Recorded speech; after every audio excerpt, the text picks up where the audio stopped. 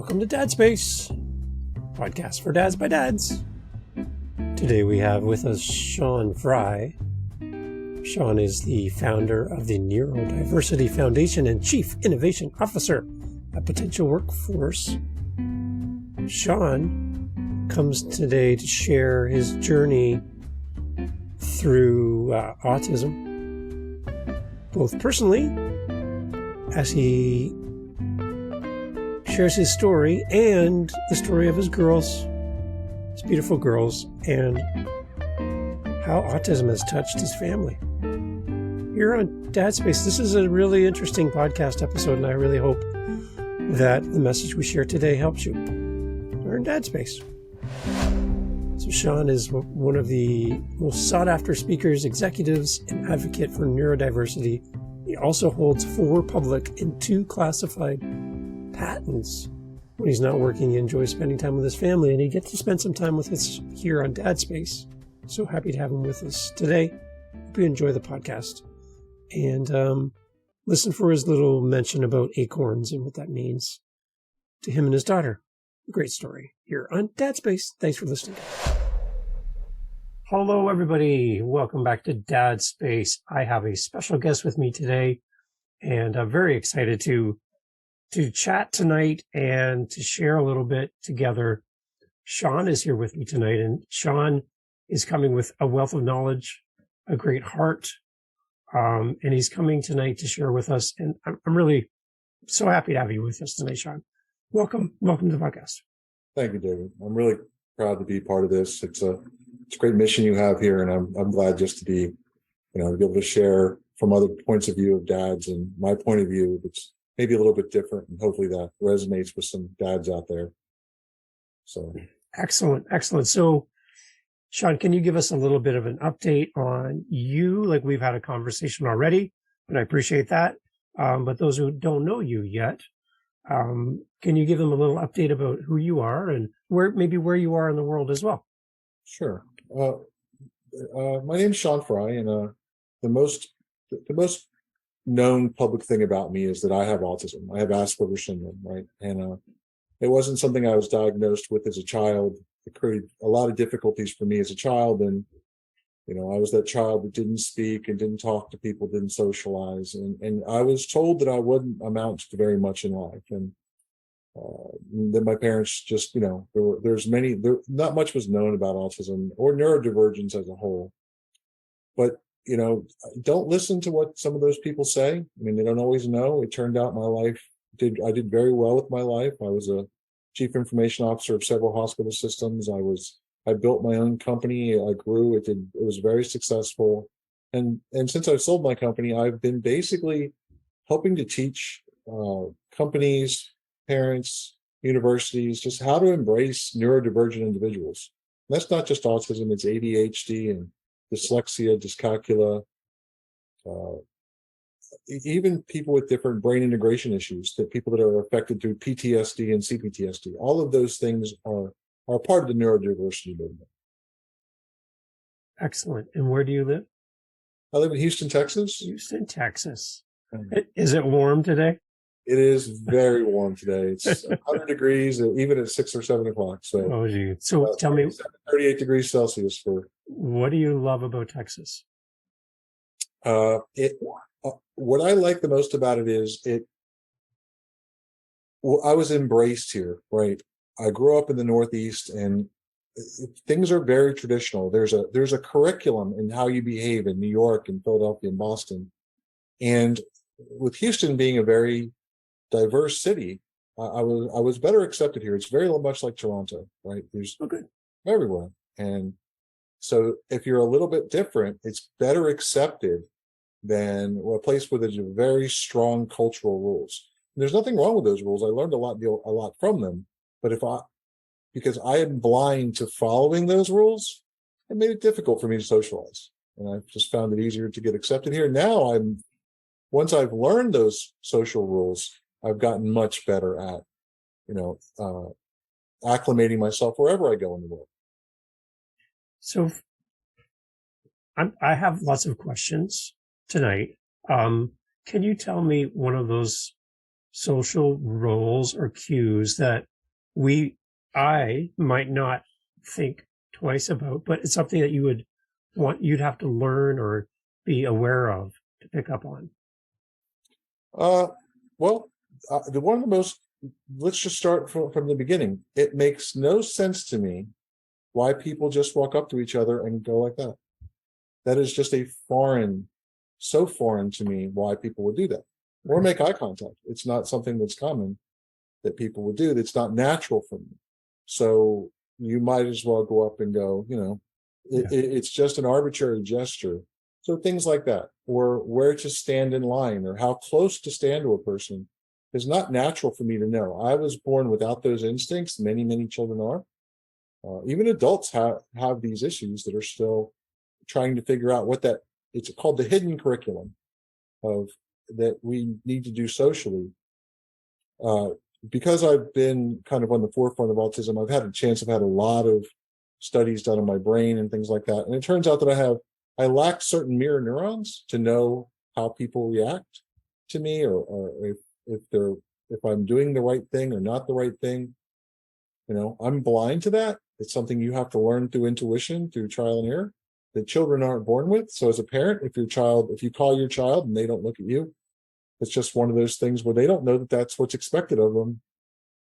Or if they don't run over and hug you when they see you, it's not that they don't love you. It's just that they don't know what's expected of them. It's not natural.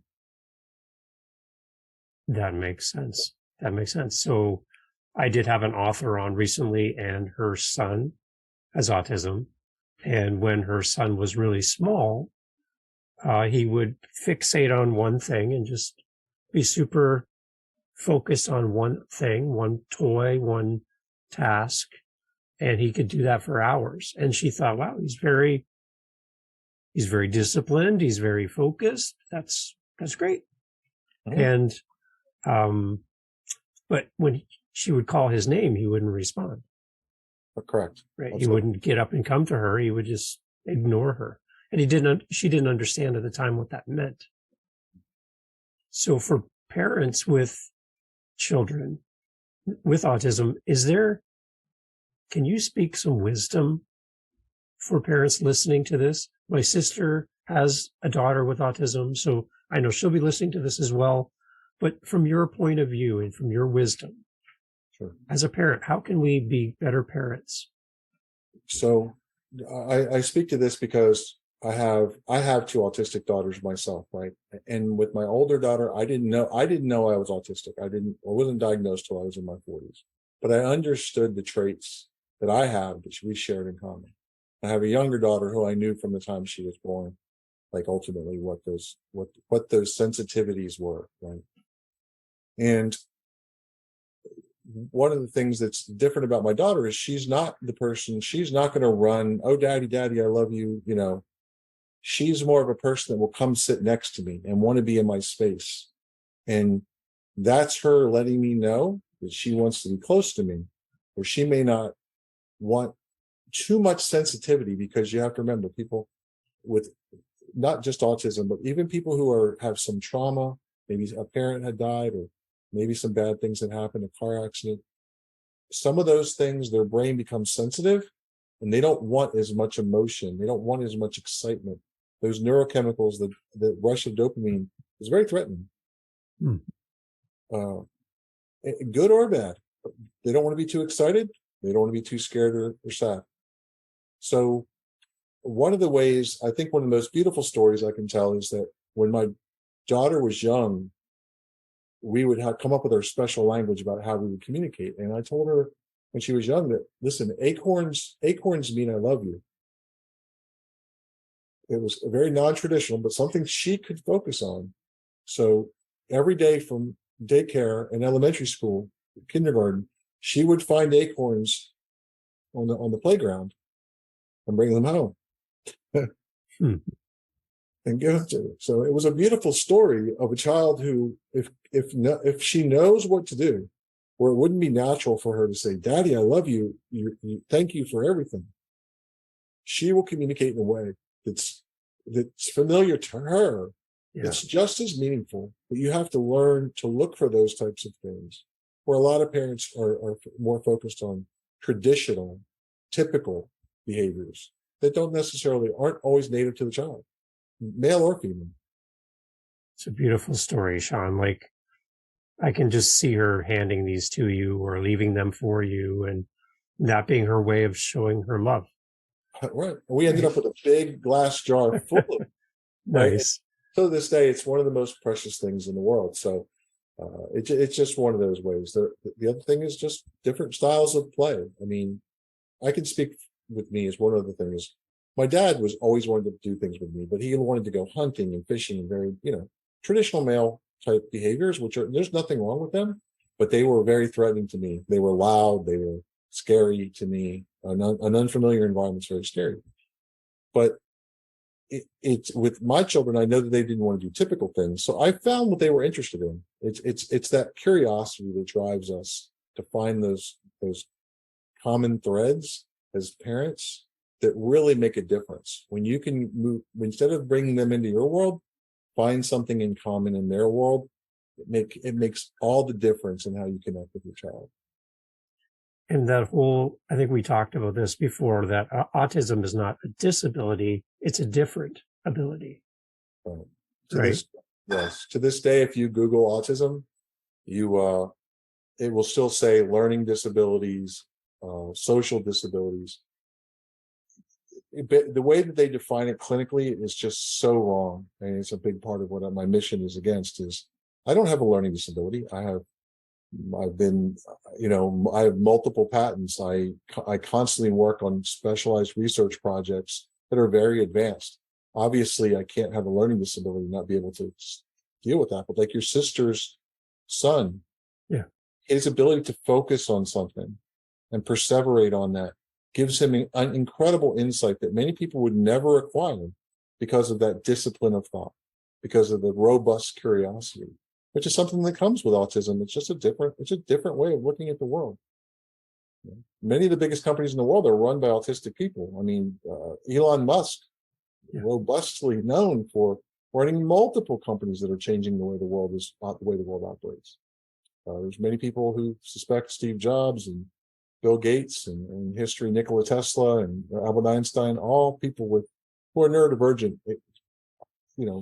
Einstein contemplated gravity for 5 years before he started working on some of his more advanced theorems. Wow.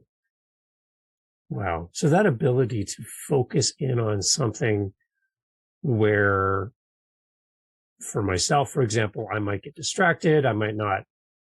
I can do like multiple things at the same time and spin lots of plates and be really busy doing a bunch of things.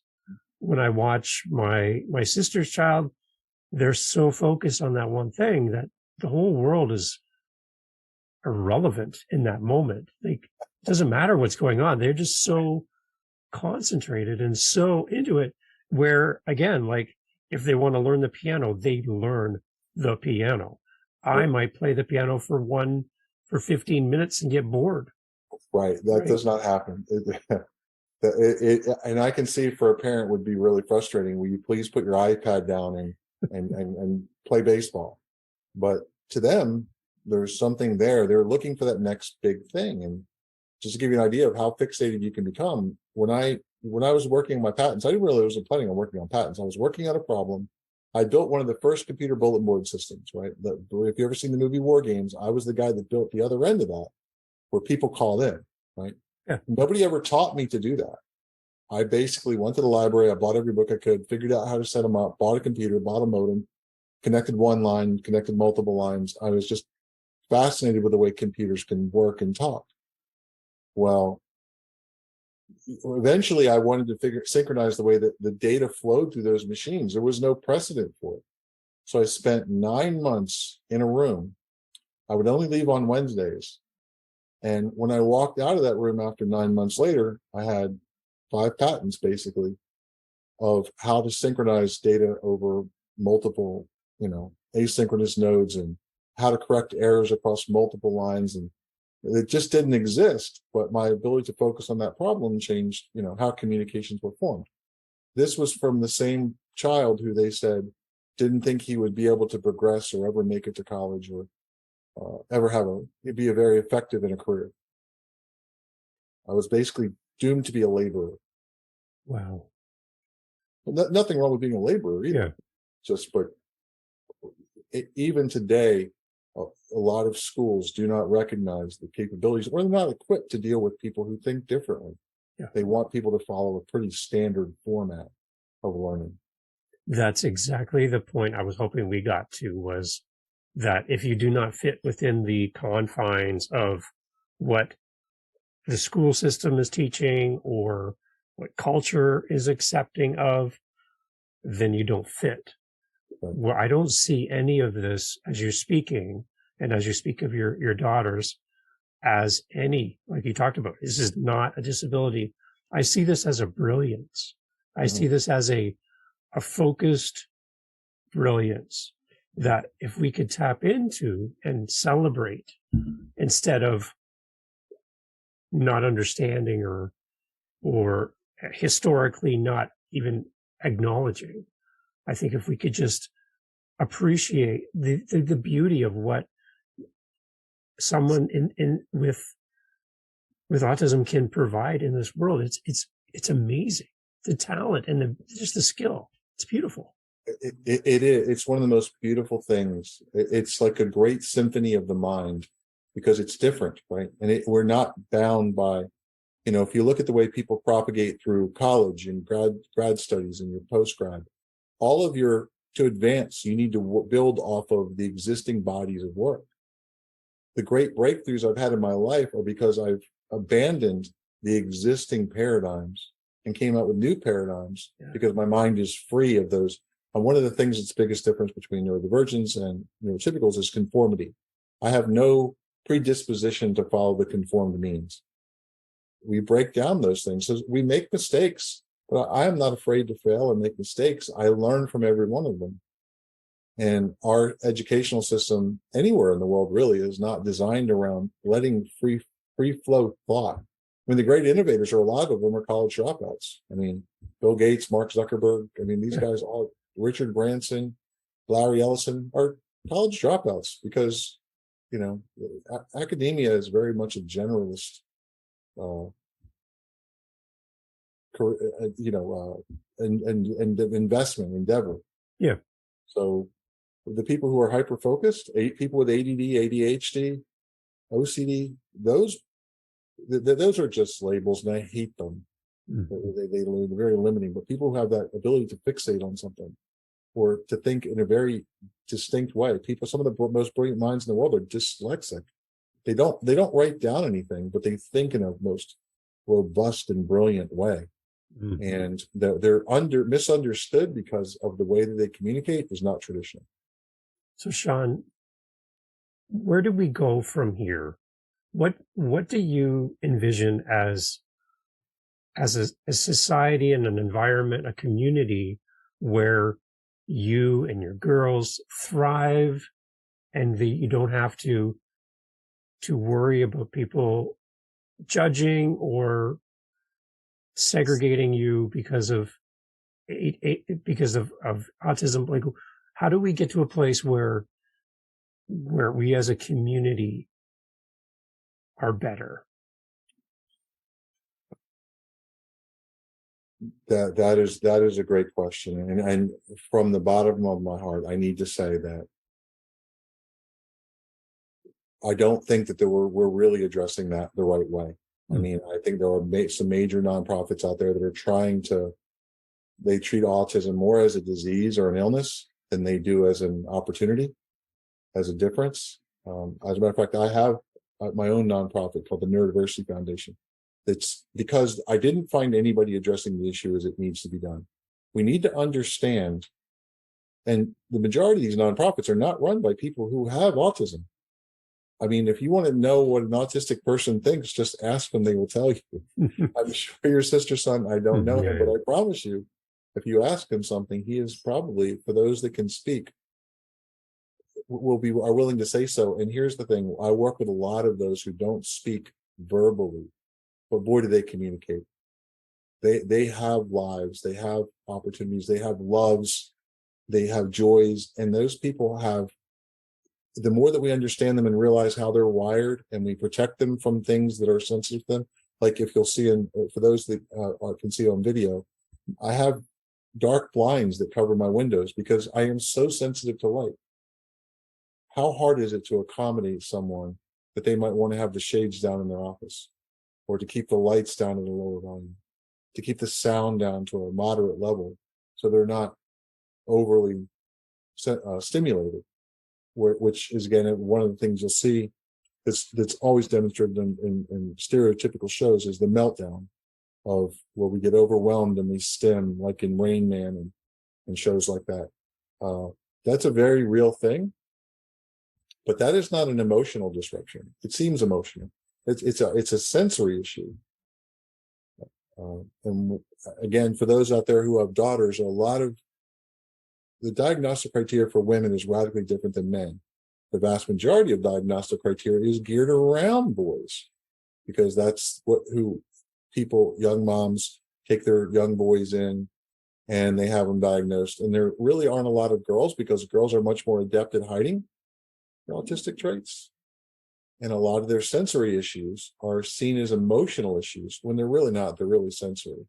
So they get misdiagnosed as having borderline personality disorder or other emotional dysregulation. And it's true, it's just an autism thing. But there's not enough people that understand what autism is like for an autistic person, because they don't ask autistic people. Yeah. Wow. So I know that there was like a store in my community, and there's 1 or 2 nights a week where they lower the lights in the store at this grocery store. They turn the music down in the store, so the music's not at the regular volume. They don't do any paging over the announcements. They don't do any of that. And the store is just peaceful, quiet, and they've opened their doors to the community so that they can come in and shop with their children or whatever. And it's just everyone that comes in knows that this is how the store is at this certain night of the week or nights of the week. And I see that as one small little step. That is a huge step. Yeah. Think about that. And it's not just for people with autism. Some people just don't want to be overwhelmed. People that have trauma want that. I'll tell you a story. When the last Star Wars movie came out, we got Lucas Media to release the movie to us one day early. We had a large theater, and we had turned down the lights, turned down the sound. We had a special showing because people with autism have a proclivity towards Star Wars and certain things. So we brought them in. We had a private screening just for these people. And it was overwhelming because it's when it's too loud and too bright and too everything, they want to see the movie, and they could bring their headsets and their headphones and kind of manage their own volume. And it was just such a spectacular event to watch these kids so excited, where they could feel safe. We should just do this as a society as a whole. Have accommodations in classrooms, have accommodations in movie theaters, in shopping malls for people who, like me, who I need this. I'm a grown man, and people always say, well, you don't look like you have autism. What does that mean? I know I don't mind. At least they ask. I'd rather have people come up and want to talk to me about it and ask me with curiosity, humbly, than just ignore me because I don't fit into what their expectation would be. So, Shawn, one other thing I'd love to ask you about now that I have your time tonight. Again, I appreciate you making time for me tonight for this. For parents that have children on the spectrum and they're not speaking, they're not verbal. As somebody like my children, we haven't experienced it ourselves, but I do know other families that have.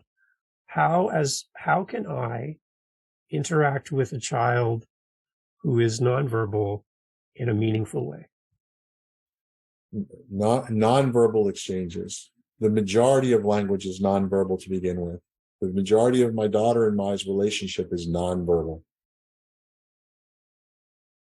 It starts with just exchanging something that the child may or may not like their favorite cookie or their favorite toy, and you share it with them. You don't have to speak, but the gesture is meaningful.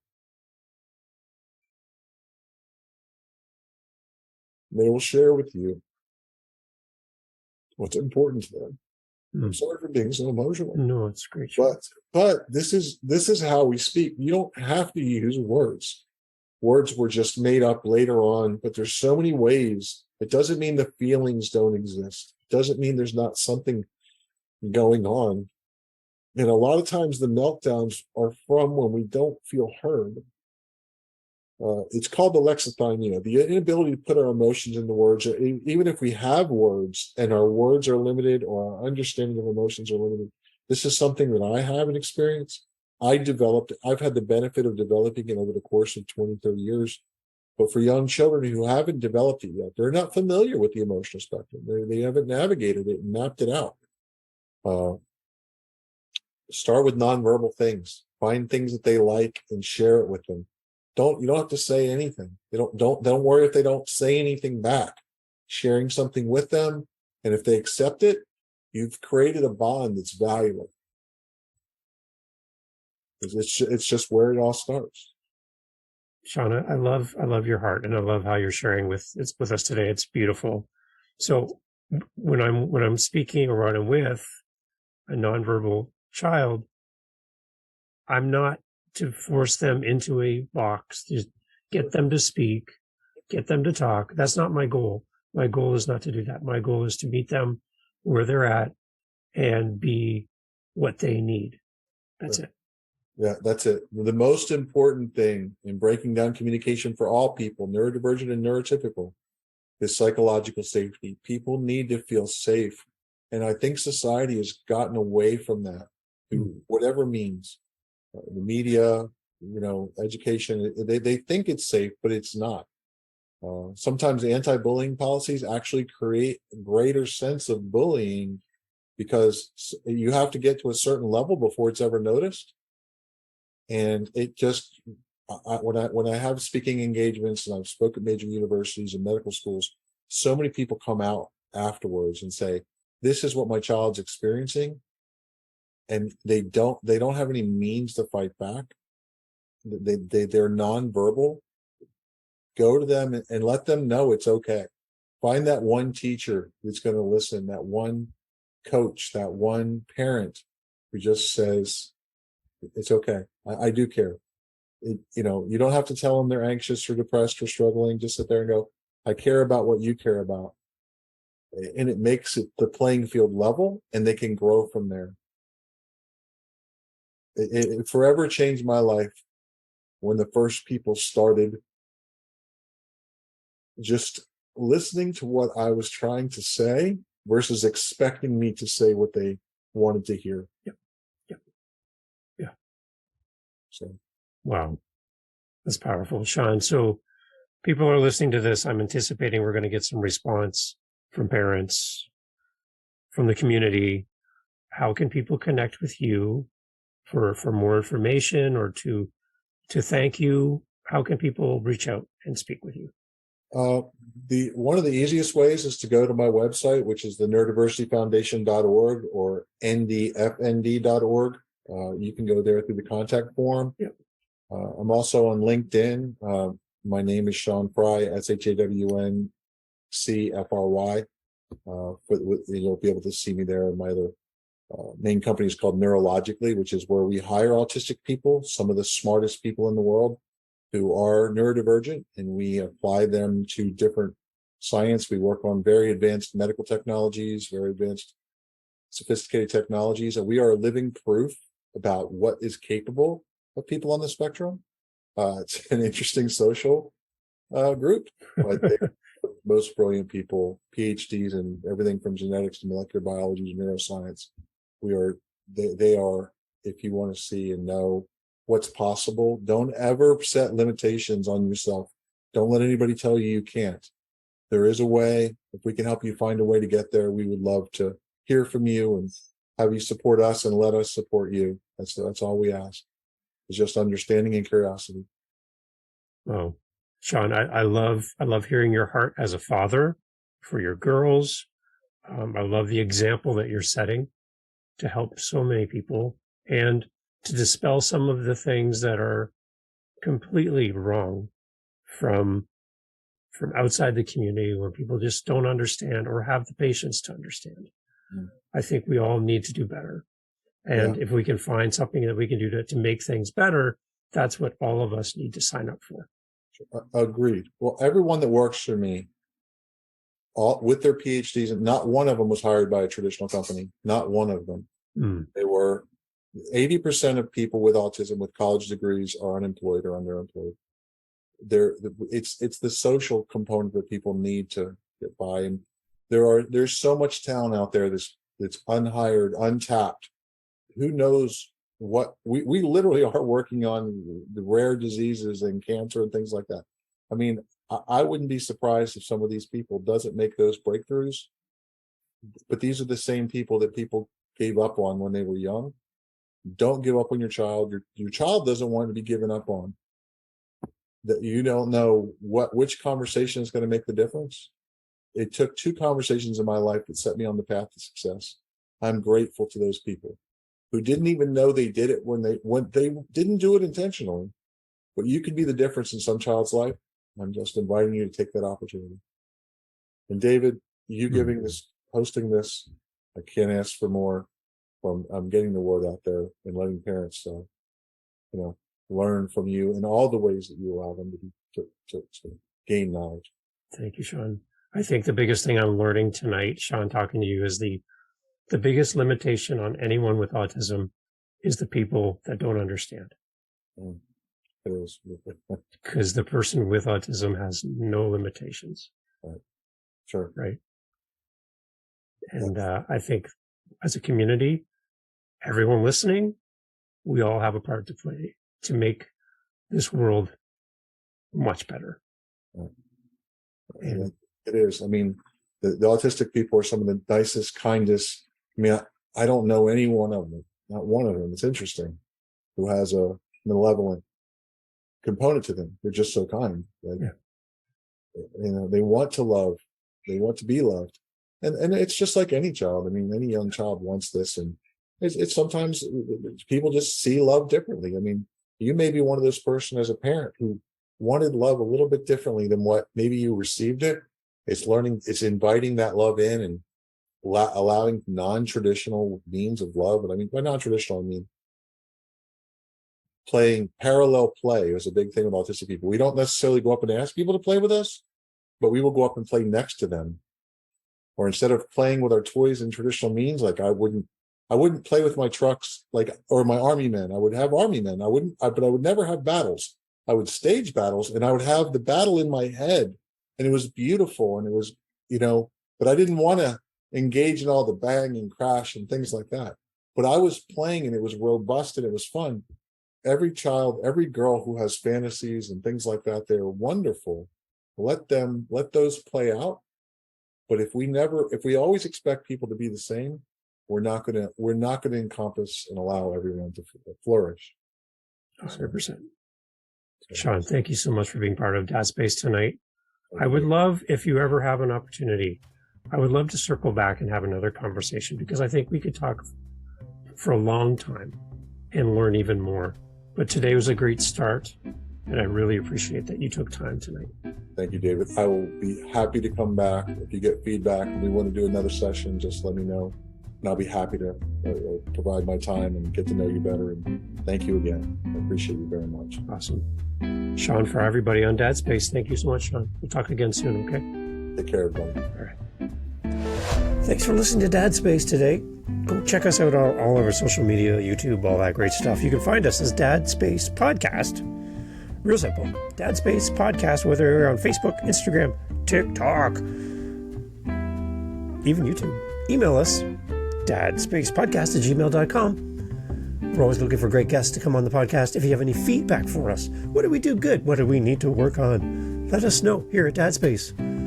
Looking forward to connecting with you on the next episode. It's coming up right now. Just let this keep playing and it'll automatically come. Follow us on your podcast app for more. Cheers. To you, Dad.